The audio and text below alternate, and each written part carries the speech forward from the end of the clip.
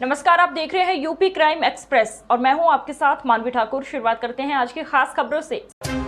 उत्तर प्रदेश सरकार में राज्य मंत्री कैप्टन विकास गुप्ता मंगलवार को अलीगढ़ पहुंचे। इस दौरान उन्होंने धर्मपुर कोर्टयार्ड में आयोजित अग्रसेन महोत्सव में भाग लेते हुए कहा कि सरकार किसानों की आय डबल कैसे हो, इस पर तेजी से काम कर रही है। उन्होंने बताया कि यूपी की कृषि तेजी से आगे बढ़ रही है। देश भर में गेहूँ, आंवला, सब्जी, दूध, गन्ना, चीनी में पहला स्थान रखता है। किसानों की आय बढ़े, इसके लिए उत्तर प्रदेश सरकार काम कर रही है। उन्होंने बताया कि उत्तर प्रदेश में 4 कृषि विश्वविद्यालय हैं और 89 कृषि विज्ञान केंद्र हैं जो किसानों को नई तकनीक की खेती बता रहे हैं, जिससे किसानों की आय बढ़ सके। आपको बता दें, उत्तर प्रदेश कृषि अनुसंधान परिषद के चेयरमैन कैप्टन विकास गुप्ता ने कहा कि पिछली सरकारों की अपेक्षा योगी सरकार में गन्ना भुगतान सर्वाधिक किया गया है। और क्या कुछ कहा कैप्टन विकास गुप्ता, चेयरमैन उत्तर प्रदेश कृषि अनुसंधान ने, सुनिए। अब क्या प्राथमिकताएं हैं और क्या डेवलपमेंट है? देखिए, उत्तर प्रदेश कृषि की दृष्टि से किसानों की आय डबल कैसे हो, उसकी तरफ काम कर रहा है। जब उत्तर प्रदेश में योगी सरकार 2017 में आई थी, तब से लेकर आज 2022 में आज उत्तर प्रदेश की कृषि बहुत तेज़ी से आगे बढ़ रही है। आज उत्तर प्रदेश देश में गेहूं उत्पादन में, आंवले के उत्पादन में, सब्जियों के उत्पादन में, दूध के उत्पादन में, गन्ने के उत्पादन में, चीनी के उत्पादन में, आंवले के उत्पादन में देश में सर्वप्रथम स्थान अपना रखता है।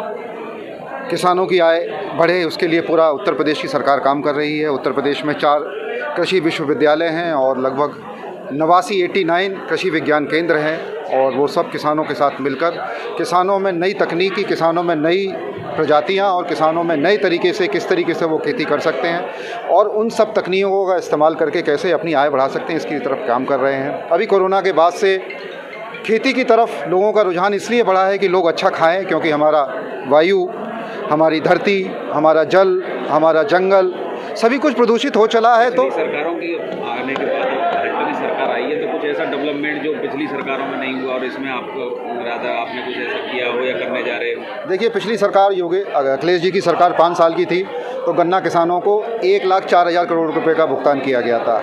योगी जी की पिछली सरकार थी 2017 से लेकर और 2022 तक, उसमें गन्ना किसानों को 1,50,000 करोड़ रुपए का भुगतान किया गया। किसानों में प्राकृतिक कृषि की तरफ कैसे बढ़े, गौ आधारित कृषि की तरफ कैसे बढ़े और गौ और गौवंश को कैसे बचाया जाए, उसकी तरफ चाहे वो माननीय प्रधानमंत्री जी हों, चाहे वो योगी जी हों, हम सब लोग प्रयास कर रहे हैं। हम लोग उसी दिशा में, उसी की हमारी जंगल, जमीन, जलवायु बचे, उसकी तरफ प्रयास कर रहे हैं। बारिश हुई है क्या? कोई आंकलन हुआ है अभी तक? कितना? अभी आंकलन कर रहे हैं हम लोग। बारिश अभी परसों ही ख़त्म हुई है और उसका आंकलन किया जा रहा है। कुछ जगह अचानक काफ़ी एकदम तेज़ी से बारिश हो गई, तो किसानों की अभी धान की फसल खड़ी हुई है, कितना नुकसान हुआ उसका हवाई संरक्षण भी माननीय योगी जी ने किया है और हमारे जो कृषि मंत्री जी, उसका आकलन हो रहा है। आकलन होते ही तुरंत हम उसका जो भी किसानों के लिए जो भी मुआवजा है या किसानों की जो भी सुविधा है, वो तुरंत उसको उपलब्ध करवाई जाएगी। प्रदेश में मिट्टी की जांच हुआ करती थी, उसकी क्या स्थिति है? कई केंद्र जहाँ जो काम नहीं कर पा रहे? नहीं, ऐसा है, सॉइल हेल्थ कार्ड को सभी कृषि विज्ञान केंद्रों में दे दिया गया है और जितने भी एग्रीकल्चर की यूनिवर्सिटियाँ हैं, वहाँ पर भी सॉइल हेल्थ कार्ड की जाँच का किया जा रहा है। दुर्भाग्य से क्या हो रहा है कि किसान अंधाधुंध कीटनाशक का, किसान अंधाधुंध फर्टिलाइज़र का इस्तेमाल कर रहा है। उनका इस्तेमाल संतुलित मात्रा में हो, जिससे कि पर्यावरण भी बचा रहे और उसकी खर्चा भी कम हो। उसके लिए सॉइल हेल्थ कार्ड एक अपने आप में बहुत अच्छा है। सरकार प्राकृतिक खेती को बढ़ावा दे रही है, किसानों को प्रेरित की जाए, दूसरी ओर रासायनिक खाद को और कंपनियों को और मार्केट में उतार रही है। नहीं, हमें हर जिले का लक्ष्य, जो भी लक्ष्य निर्धारित होता है फर्टिलाइजर का, रासायनिक खाद का, वो लक्ष्य से ज़्यादा आपूर्ति होती है उसकी जिलों में। अलीगढ़ में भी लक्ष्य से ज़्यादा आपूर्ति हुई है।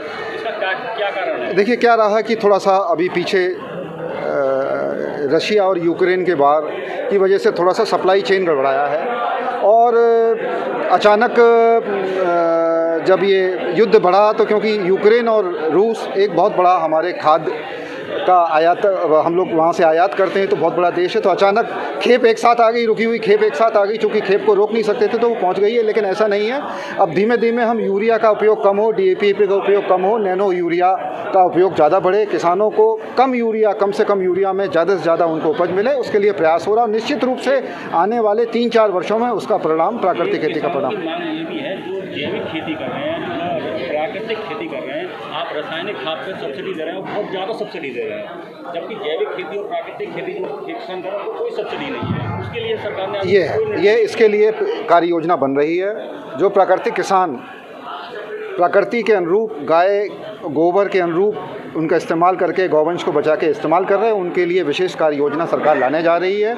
और जितनी भी सब्सिडी सरकार 1,35,000 करोड़ रुपए 2,65,000 करोड़ रुपए की सब्सिडी इन यूरिया खाद पे देती है, उसका निश्चित रूप से अगर कोई किसान उस पर कर रहा है तो हम उसको उसकी कार्य योजना बना रहे हैं, और जिससे ये सब्सिडी डायरेक्ट जो उसकी बचत हो रही है वो डायरेक्ट किसानों के खाते में ट्रांसफ़र हो। वो बहुत जल्दी उसकी योजना कार्य योजना आप लोगों के सामने आ जाएगी। अभी आपने गन्ना बकाया मूल्य भुगतान करने का एक दावा किया था, दूसरी बात एक अलीगढ़ की एक शाखा चीनी मिल को सालों से इसका नवीनीकरण को मुख्यमंत्री कहते हुए हैं इसका 300 करोड़ या 500 करोड़ का कराएंगे, लेकिन अभी तक कोई आश्वासन ऐसा मिला नहीं है, रणनीति बनाई। देखिए, कोरोना काल में बहुत सारी पिछली सरकारों में, मायावती की सरकार और अखिलेश जी की सरकारों में बहुत सारी चीनी मिलें बंद हो गई थी।